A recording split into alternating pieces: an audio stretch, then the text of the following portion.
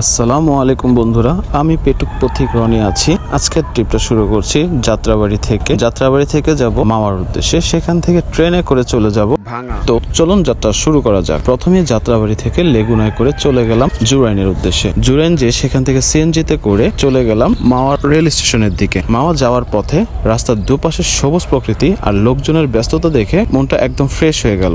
প্রায় 1 ঘন্টা 15 মিনিটের মতো লাগলো মাওয়া পৌঁছাতে। স্টেশনটা খুব বেশি ভিড় ছিল না। মিনিট 20 অপেক্ষা করার পরে ট্রেন চলে আসলো। এখান থেকে ট্রেনে চেপে রওনা দিলাম ভাঙার উদ্দেশ্যে। ঈদের সিজন হওয়ায় ছিল উপচে পড়া ভিড়। নতুন এই পদ্মা রেলপথ একদম চমৎকার অভিজ্ঞতা।